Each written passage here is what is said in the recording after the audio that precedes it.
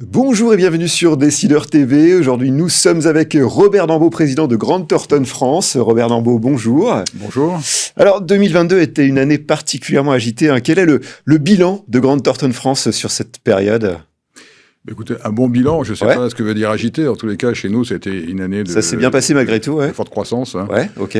Pour l'ensemble de nos métiers. Donc, tous nos métiers sont au rendez-vous de la croissance, avec une offre qui semble bien correspondre au marché. Et puis, des événements qui ont marqué cette année, plus particulièrement avec, en fin d'année, 2 croissances externes que nous avons réalisées pour coller encore davantage au marché. Ok.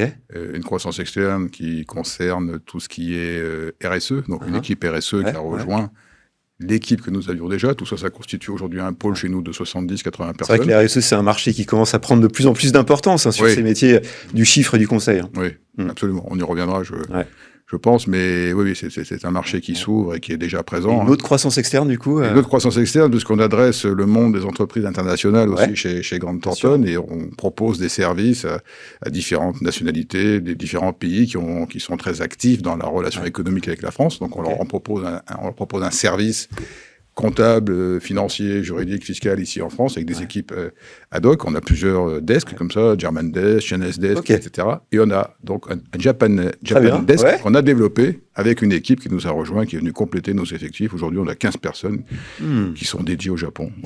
Alors aujourd'hui, quelles sont les actualités du cabinet ?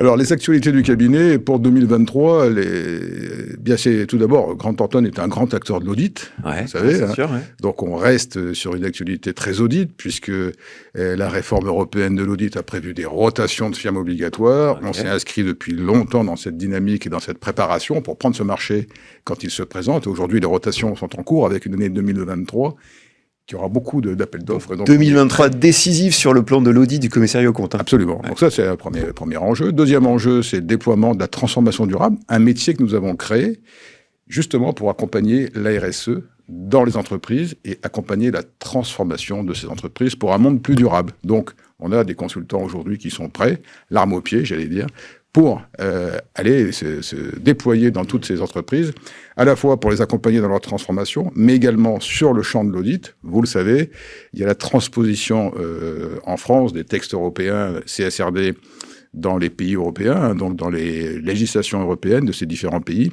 pour intégrer cette évolution de la certification de l'information extra-financière, qui va être beaucoup plus fournie dès 2024, dès 2025, avec des contraintes très fortes qui vont toucher des strates d'entreprises extrêmement basses, avec des chiffres d'affaires à 40 millions d'honoraires. Donc, vous voyez, un marché qui va être extrêmement important et des entreprises qui doivent s'y préparer. Et donc, nous, l'enjeu aujourd'hui, c'est d'adresser ces sujets de transformation et de préparation à nos clients, au marché, et donc avec un déploiement qu'on est en train d'organiser de manière très, très structurée pour pouvoir toucher l'ensemble des géographies et des clients en Grant Thornton. Donc ça, c'est les deux grands enjeux, effectivement. Et puis, il y a tout le sujet de la data qui reste un véritable enjeu pour Grant Thornton.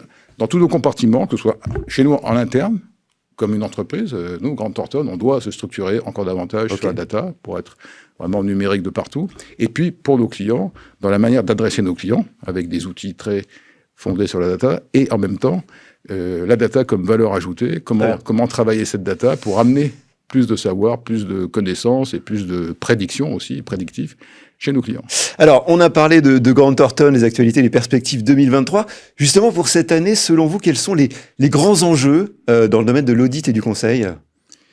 Alors, dans le domaine de l'audit et du conseil, ce que je peux dire aussi, c'est pour compléter le propos précédent, c'est que les grands enjeux, c'est de compléter notre pluridisciplinarité. On est un monde qui est de plus en plus complexe, et donc on doit se doter de services complémentaires si on veut adresser le marché de l'entreprise dans toute sa complexité et ouvrir en permanence la route au chef d'entreprise pour lui permettre de rester focus sur son activité. Et donc, on reste, nous, un cabinet qui doit se renforcer, à la fois pour acquérir de nouvelles expertises, mais à la fois pour renforcer nos forces d'expertise. Et c'est pour ça qu'on est un cabinet très acquisitif aujourd'hui sur le marché, à la fois dans le conseil, mais également dans l'audit et l'expertise comptable, qui sont nos métiers très, très, très forts et très, très historiques, très matures.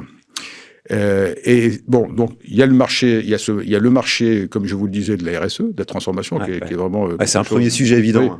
Premier sujet évident pour nous, mais en même temps pour la profession. Aujourd'hui, la profession, si vous voulez, de commissaire aux comptes est en pleine discussion et travaille beaucoup, fait beaucoup de lobbying auprès de toutes les autorités pour faire en sorte que... Européen notamment, au niveau avec européen, de belles réussites, voilà, effectivement. mais pour faire en sorte que... La directive CSRD qui donne un rôle important au commissaire aux comptes. Voilà, et que la régulation, surtout de ce métier et l'organe de contrôle, soit bien sous l'égide de la profession, puisque vous savez qu'il est question de faire intervenir des tiers en France qui sont moins formés aux méthodologies audit, qui n'ont pas le même contrôle qualité, etc.